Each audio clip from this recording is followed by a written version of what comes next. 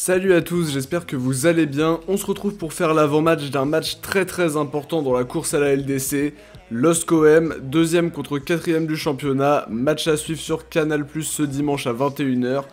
On fera le débrief juste après le match sur la chaîne comme d'habitude.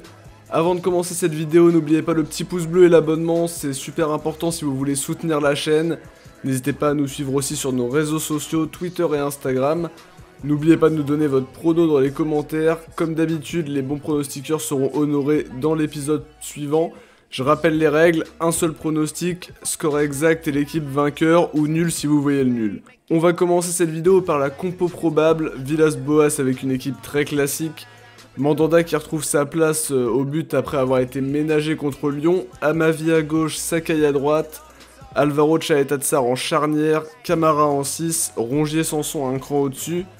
A gauche, on a Payet, à droite, probablement Bounassar, et en pointe, Benedetto qui devrait être présent. Pas de Radonjic d'entrée, puisqu'a priori, il pourrait se faire opérer et être absent 3 semaines après ce match-là. Je pense pas du coup qu'il pourra jouer 90 minutes. Coup dur d'ailleurs, cette absence de Radonjic, donnez-nous votre avis là-dessus aussi en commentaire, ça nous intéresse. Mais ça me paraît quand même être un coup dur personnellement au vu de sa forme actuelle et de ses quelques buts très importants au Joker qui ont rapporté des points, faut aussi le dire. Le joueur à suivre côté marseillais sera probablement Payet, encore une fois, mais on connaît son apport, sa technique, sa finition. Il peut faire basculer un match et ça sera utile face à un concurrent direct comme Lille. Côté lillois, ce sera pour moi Victor Osimhen, joueur que j'aime beaucoup, il revient de blessure. Il sera pas forcément à 100%, mais c'est quand même 17 buts cette saison, toutes compétitions confondues. Donc il pourrait vraiment être un atout très important de cette équipe lilloise. En plus devant le public lillois devant lequel ils joueront dimanche soir. Sur les 3 derniers matchs, les Lillois sont sur 3 victoires consécutives, une victoire à Strasbourg 2-1, une victoire contre Rennes à domicile 1-0, contre un concurrent direct aussi donc.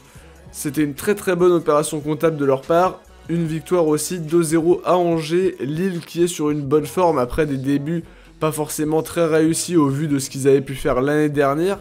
C'est une équipe qui personnellement me fait peur avec un Galtier qui fait un très bon taf. Côté marseillais, l'OM restait sur une série de matchs sans défaite depuis le 27 octobre je crois, match contre le PSG.